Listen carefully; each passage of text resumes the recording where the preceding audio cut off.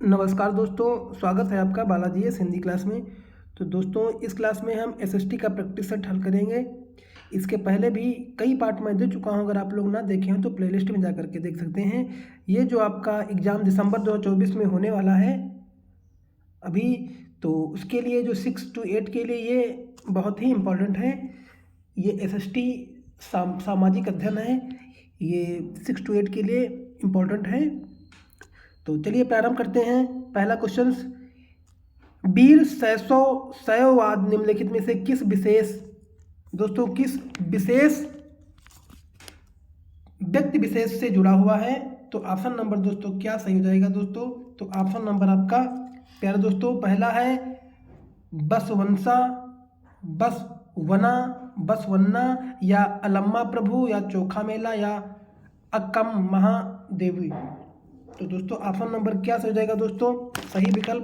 सही विकल्प क्या है आपका ऑप्शन नंबर दोस्तों? तो ऑप्शन नंबर सही हो जाएगा दोस्तों आपका बसवन्ना। ये भी आपका दोस्तों सही है, इससे भी जुड़ा हुआ है। अगला आपका दोस्तों अल्लम्मा प्रभु से भी जुड़ा हुआ है। और अगला अक्कम महादेवी, अक्कम महादेवी। तो ये आपका ऑप्शन पहला ए, बी और डी सही है, लेकिन ये आपका सही नहीं। तो आपका ए, बी, डी किस में है? ऑप्शन नंबर सी में है। तो ऑप्शन नंबर दोस्तों सी इसका सही उत्तर हो जाएगा। चलिए, निम्नलिखित सूची में तमिल क्षेत्र में रहने वाले लोगों का सूची सेकंड में दिए गए उनके व्यवसायिक चित्रण से सही मिलान कीजिए। तो ऑप्शन नंबर ये दोस्तों क्या सही जाएगा इसका? ये आपका बेल्लार जो है, बेल्लार किससे संबंधित है? तो बेल्लार आपके हो जाएंगे, ये बेल्लार को बड़े भूस्वामी को क्या बोलते थे दोस्तों? उस समय बेल्लार बोलते थे। अगला ऊणवार किसको बोलते थे? तो ऊणवार जो बोलते थे ये साधारण हलवाई को, ये क्या बोलते थे? साधारण हलवाई को उड़वाल बोलते थे। और अजमई किसको बोलते थे? ये बोलते थे भूमिहीन मजदूर को, ये अजमई बोलते थे। और गृहपति किसको बोलते थे? इसको स्वतंत्र कृषक को गृहपति बोलते थे। तो ऑप्शन नंबर किस में है दोस्तों? तो ये ऑप्शन नंबर दोस्तों आपका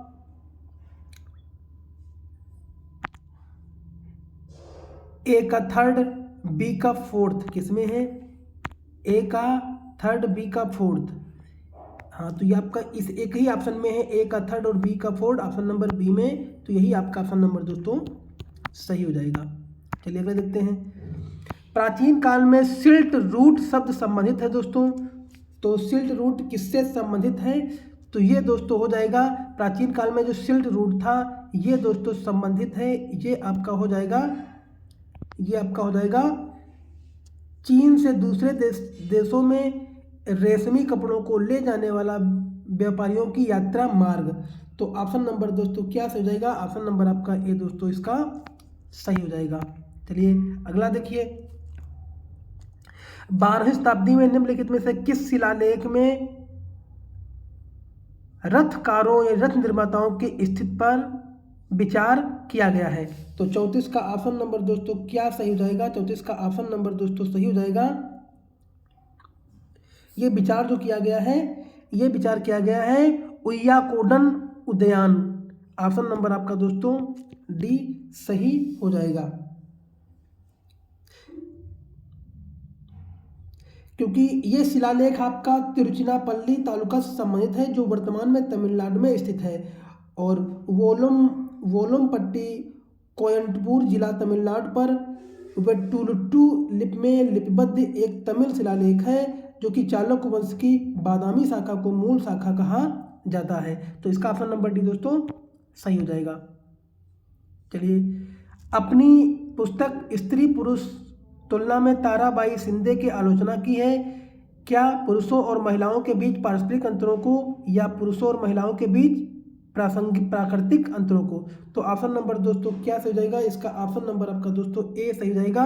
केवल पुरुषों और महिलाओं के बीच सामाजिक अंतरों की तुलना की है। तो ऑप्शन नंबर आपका दोस्तों ऑप्शन नंबर ए दोस्तों सही हो जाएगा। अगला है,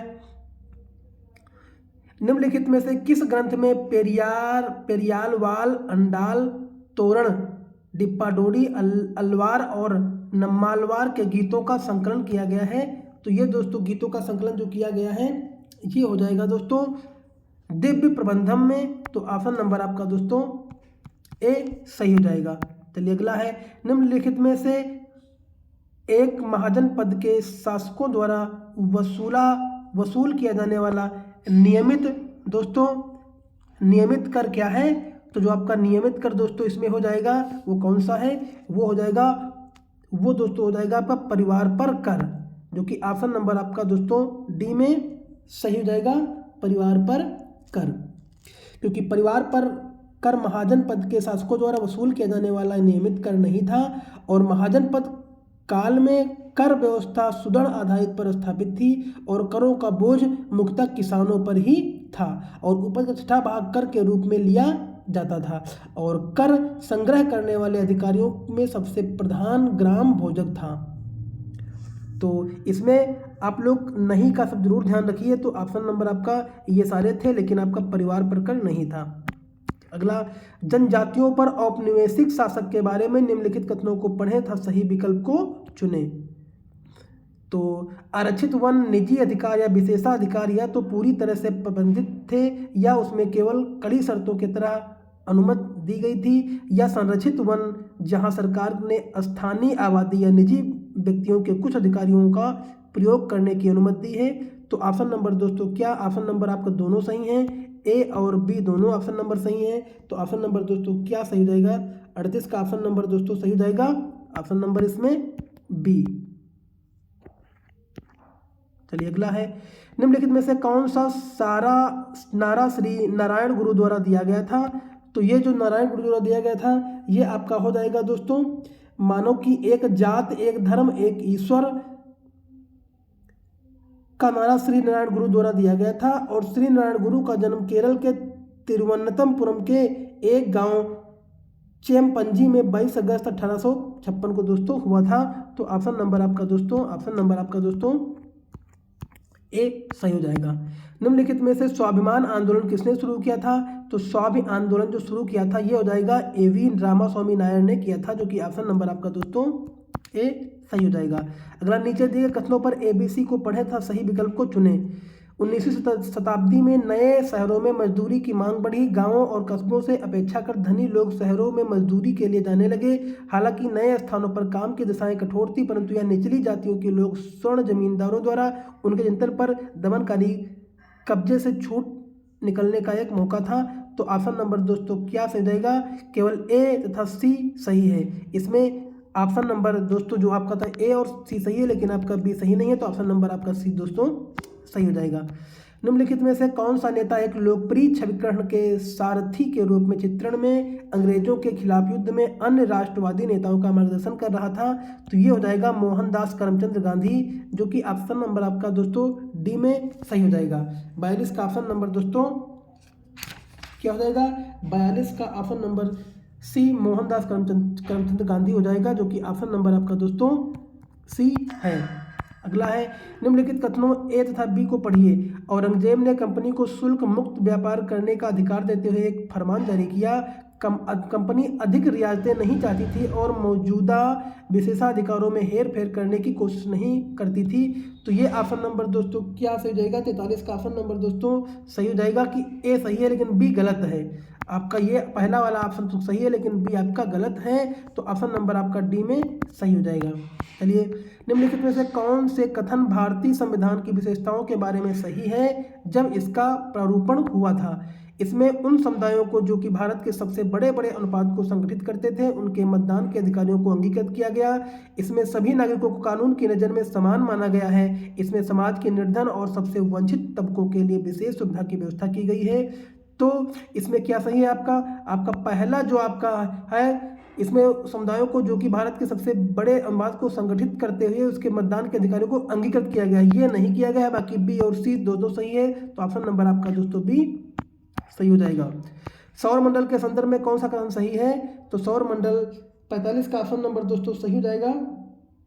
सूर्य 8 ग्रह, उपग्रह, क्षुद्र ग्रह और उल्का पिंड और सौर परिवार बनाते हैं और सौर परिवार का मुखिया सूर्य होता है, क्योंकि सूर्य सौर मंडल के केंद्र में स्थित है और सौर मंडल की उष्मा एवं प्रकाश का एकमात्र स्रोत सूर्य है। सौरमंडल के सभी 8 ग्रह एक निश्चित समय के सूर्य की परिक्रमा करते हैं, जो कि बुध सूर्य से सबसे नजदीक आता है और बृहस्पति सबसे बड़ा है और पृथ्वी आकार में 5वां बड़ा ग्रह है।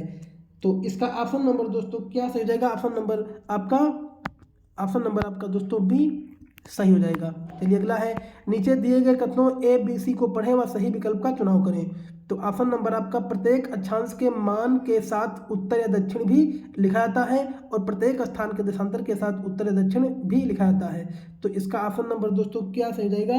तो 46 का ऑप्शन नंबर क्या सही जाएगा दोस्तों? जैसा कि आप लोग जानते हैं कि प्रत्येक अक्षांश के मान के साथ उत्तर या दक्षिण भी लिखा जाता है और भूमध्य रेखा से किसी भी स्थान की दूरी या दक्षिण ध्रुव की ओर कोणीय दूरी का मान अक्षांश है और 0 डिग्री अक्षांश की भूमध्य रेखा कहा जाता है। क्योंकि कोणीय दूरी का मान दोनों दिशाओं में से एक ही हो सकता है, इसलिए अक्षांशों के मान के साथ उत्तर दक्षिण भी लिखा जाता है दोस्तों। तो इसका ऑप्शन नंबर दोस्तों क्या सही जाएगा? ऑप्शन नंबर आपका ए पहला सही जाएगा, लेकिन दूसरा नहीं सही है। तो ऑप्शन नंबर आपका ए में हो जाएगा। चलिए अगला है, कथन पढ़कर सही विकल्प चुने। अभिकथन ए, उष्णकटिबंधीय सर्वाधिक गर्मी वाला और वर्ष भर गर्म रहता है। क्या दोस्तों, क्या ये सत्य है? हाँ, ये भी सत्य है दोस्तों आपका। अगला, कर्क रेखा और मकर रेखा के बीच सभी अक्षांश रेखाओं पर वर्ष में कम से कम एक बार दिन के मध्य सूर्य सिर पर रहता है। ये भी सही है। तो ऑप्शन नंबर आपका ए और सत्य है, लेकिन आर ए की सही व्याख्या नहीं है, जो कि ऑप्शन नंबर आपका दोस्तों ए सही हो जाएगा। अगला है, कथन पढ़कर दिए गए कथनों में से सही विकल्प चुने। विषुवत रेखा ग्लोब पर एक महत्वपूर्ण संदर्भ बिंदु है। कारण आर, विषुवत रेखा पृथ्वी को उत्तरी गोलार्ध और दक्षिणी गोलार्ध में बांटती है। तो ए और आर क्या सही हैं? तो पहला तो आपका बिल्कुल सही है, दूसरा भी सही है, लेकिन आर ए की व्याख्या नहीं करता है, ये इसकी व्याख्या नहीं करता है। ये आपका ऑप्शन नंबर दोस्तों सही हो जाएगा। अगला है, अगर भूकंप आता है तो पृथ्वी की सतह पर कंपन होता है और भूकंप तरंगें दूर सभी दिशाओं में जाती हैं। निम्न कथनों में से कौन से विकल्प भूकंप को समझने में सहायक होते हैं? तो ये आपका हो जाएगा उद्गम केंद्र और भूकंप लेखी स्लेट सीमा। तो जो कि ऑप्शन नंबर आपका दोस्तों ए सही हो जाएगा। अभिकथन पढ़ें और सही विकल्प चुनें। अभिकथन ए, संजीव और उसके चारों ओर के वातावरण का परस्पर संबंध पारिस्थितिकी तंत्र का निर्माण करता है। कारण आर, सभी पौधे, पशुओं और मनुष्यों अपने चारों ओर के वातावरण पर निर्भर करते हैं। क्या ए सही है? तो पहला आपका भी सही है, दूसरा भी सही है, परंतु आर ए द्वारा व्याख्या नहीं है। यही आपका उत्तर सही हो जाएगा दोस्तों। अगला है, पर्यावरण के क्षेत्रों का सही मिलान उनके उदाहरणों के साथ करें। देखिए, तो 51 का ऑप्शन नंबर दोस्तों क्या सही हो जाएगा?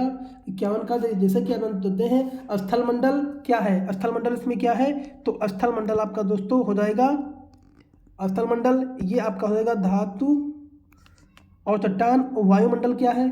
तो वायुमंडल आपका हो जाएगा, वायुमंडल आपका हवा से विभिन्न गैसों से निर्मित होता है। और जैव मंडल क्या है आपका? तो जैव मंडल आपका ये हो जाएगा पौधे, जीव जंतु, और जल मंडल आपका जल समूह, नदियों जैसे ये आपका जल मंडल हो जाएगा। तो ए का थर्ड और आपका दोस्तों ए का थर्ड और बी का आपका फोर्थ, ए का थर्ड बी का फोर्थ एक इसमें है। तो ऑप्शन नंबर आपका इस सिर्फ सी में है, तो आपका ऑप्शन नंबर दोस्तों सी सही हो जाएगा। निम्नलिखित में से कौन सी वायु में मौजूद गैसों में से ग्रीन हाउस है? तो आपका ग्रीन हाउस दोस्तों आपका है, तो ये आपका हो जाएगा दोस्तों कार्बन डाइऑक्साइड, ये ग्रीन हाउस गैस है। तो ऑप्शन नंबर डी दोस्तों सही हो जाएगा। वायु विभिन्न गैसों का सम्मिश्रण है। वायु के विषय में सही कथन पर चुनाव करें दोस्तों। पौधे वायु से नीचे नाइट्रोजन लेते हैं, हरे पौधे ऑक्सीजन छोड़ते हैं। हीलियम, आर्गन और ऑक्सीजन गैस वायु में प्रचुर मात्रा में होता है। छोटे छोटे धूलकण वायु में मौजूद होते हैं। तो ऑप्शन नंबर दोस्तों क्या सही है? क्या, तो इसका ऑप्शन नंबर दोस्तों आपका सही हो जाएगा। दोस्तों जैसा कि आप जानते हैं कि हरे पौधे ऑक्सीजन छोड़ते हैं, तो ये बिल्कुल सही ऑक्सीजन छोड़ते हैं। अगला आपका हीलियम, आर्गन और ऑक्सीजन गैस वायु के प्रचुर मात्रा हैं, क्या हैं? तो ये प्रचुर मात्रा थोड़ी ना होते हैं, तो ऑप्शन नंबर ये तो गलत हो जाएगा। छोटे छोटे धूलकण वायु में मौजूद, तो ये भी सही है। और अगला क्या है, वायु पौधे वायु से सीधे नाइट्रोजन ग्रहण करते हैं, नहीं ये भी नहीं है। तो आपका बी आपका क्या सही जाएगा? ए और डी आपका क्या सही जाएगा? आपका सही हो जाएगा दोस्तों, आपका ऑप्शन नंबर बी और डी सही हो जाएगा, बाकी आपका ए और सी गलत है। तो ऑप्शन नंबर किस में? ऑप्शन नंबर दोस्तों आपका सी में सही हो जाएगा। शहरों में गांवों की अपेक्षा अधिक तापमान रहता है, सही विकल्प का चयन करें। कंक्रीट और धातु निर्मित भवन दिन में गर्म हो जाते हैं, तो बिल्कुल सही है, ये गर्म हो जाते हैं। अगला है आपका ऐसा फेल्ट निर्मित चट्टानें सड़कें गर्म हो जाती हैं, ये भी गर्म होती हैं। और भीड़ वाले ऊंचे भवन गर्म होते हैं। शहरों में अधिक खुले स्थान और पेड़ होते हैं, कहाँ खुले स्थान कहाँ होते हैं और पेड़ कहाँ होते हैं? होते ही नहीं है। तो आपका ऑप्शन नंबर आपका ए बी सी सही है, ऑप्शन नंबर ए में दोस्तों सही हो जाएगा। खनिजों का उसके प्रकारों से सुमेलित कीजिए, तो सही विकल्प का चयन कीजिए। तो सही विकल्प आपका लौह खनिज क्या है? लौह खनिज आपका हो जाएगा दोस्तों मैग्नीज। लौह खनिज दोस्तों आपका हो जाएगा दोस्तों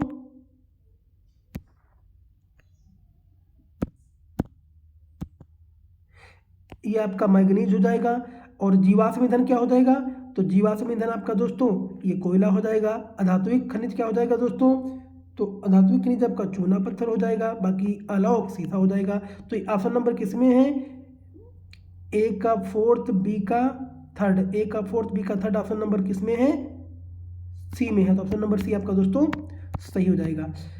वन्य जीव के संरक्षण के लिए निम्नलिखित में से कौन सी गतिविधियां कार्य आवश्यक हैं? तो जो आवश्यक है ये आपका हो जाएगा दोस्तों 56 का ऑप्शन नंबर दोस्तों हो जाएगा। क्योंकि वन जीवाश्म के संरक्षण के लिए राष्ट्रीय उद्यान और वन्य जीव अभयारण्य का निर्माण करना आवश्यक है। और वन्य जीव संरक्षण के अभिप्राय उन जंतु एवं वनस्पति से है जो विलुप्त या लुप्त होने की स्थिति में है दोस्तों। तो इसका ऑप्शन नंबर दोस्तों क्या हो जाएगा?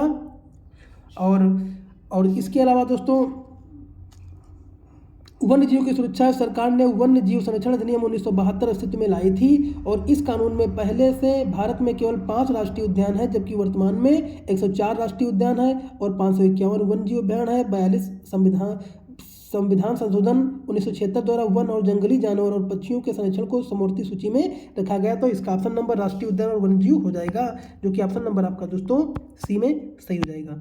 अगला है कृषि बढ़ती जनसंख्या की बढ़ती मांग को पूरा करने के लिए कृषि के उत्पादन को बढ़ाने के तरीकों पर सही विकल्प का चयन कीजिए। तो सही विकल्प आपका दोस्तों क्या हो जाएगा? उर्वरकों और उच्च उपज वाले बीजों का प्रयोग करना चाहिए, बिल्कुल सही करना चाहिए। अगला बोए गए क्षेत्र में विस्तार करके, ये भी सही है। अगला आपका क्या वर्षा कृषि पर निर्भर? नहीं, ये भी नहीं है। कृषि का मशीनरीकरण, हाँ तो ये आपका सही हो जाएगा। तो आप ए बी और डी किस में है? ए बी डी और ऑप्शन नंबर सी में है, तो ऑप्शन नंबर सी आपका दोस्तों सही हो जाएगा। निम्नलिखित में से कौन सा पूर्वाग्रह की संकल्पना को समझने के लिए उपयुक्त उदाहरण होगा? तो ये जो आपका उदाहरण होगा, लोग एक दूसरे को बराबरी समान रूप से देखते हैं, नहीं, लोग अन्य लोगों को नकारात्मक रूप से देख रहे हैं, ये भी आपका सही है। पूर्वाग्रह की संकल्पना, इसमें पूर्वाग्रह की संकल्पना समझने का प्रयास कीजिए। अगला है क्या लोग एक दूसरे का सम्मान करते हैं? पूर्वाग्रह में सम्मान कहाँ करते हैं? श्रेष्ठता एक हीनता की भावना है, ये भी आपका सही है। पूर्वाग्रह में बी और डी ऑप्शन सही है, तो बी और डी ऑप्शन नंबर दोस्तों डी सही हो जाएगा। निम्नलिखित में से कौन से कारक क्षेत्र की विविधता पर अवसर प्रभाव डालते हैं? तो ये जो आपका हो जाएगा भिन्न खान पान और कपड़ों की आदतें, हाँ ये भी डालते हैं। अगला क्या सभी धर्मों में समान विविधता की बात की जा रही है यहाँ पे, तो सभी समान धर्मों का पालन नहीं करते हैं, लोगों द्वारा अलग अलग तरह की भौगोलिक स्थितियों में सामंजस्य बैठाते हैं, ये सही है आपका। तो ऑप्शन नंबर ए और सी दोस्तों सही है, ऑप्शन नंबर डी दोस्तों सही हो जाएगा। अगला है राज्य सरकार द्वारा कार्यकारी प्रमुख कौन होता है? तो इसका कार्यकारी प्रमुख दोस्तों क्या होता है? ये आपका कौन होता है? राज्यपाल होता है। राज्य प्रमुख का कार्यकाली कौन होता है? राज्यपाल होता है। तो ऑप्शन नंबर आपका दोस्तों ऑप्शन नंबर आपका डी सही हो जाएगा। ये दोस्तों संविधान के अनुच्छेद 154 के 1 में जो है के अनुसार राज्य की कार्यपालिका शक्ति राज्यपाल में निहित होती है और राज्यपाल मंत्रिपरिषद की सलाह पर कार्य करता है और राज्यपाल अपने राज्य के सभी विश्वविद्यालयों के कुलाधिपति होते हैं और राज्यपाल राष्ट्रपति के प्रसाद पर रथ पर बना रहता है। और अनुच्छेद दोस्तों 164 के अंतर्गत राज्यपाल मुख्यमंत्री की नियुक्ति करता है। और अनुच्छेद 76 दोस्तों अनुच्छेद 76 में भारत के महान न्यायवादी पद का प्रावधान है और मुख्य सचिव प्रशासन के सभी मामलों में मुख्यमंत्री के प्रमुख सलाहकार के रूप में कार्य करते हैं दोस्तों। तो दोस्तों इस क्लास में प्यारे दोस्तों इतने ही क्वेश्चनों को रखेंगे। अगर वीडियो अच्छा लगा हो तो लाइक करिए, कमेंट करिए, चैनल को सब्सक्राइब कर लीजिए। धन्यवाद।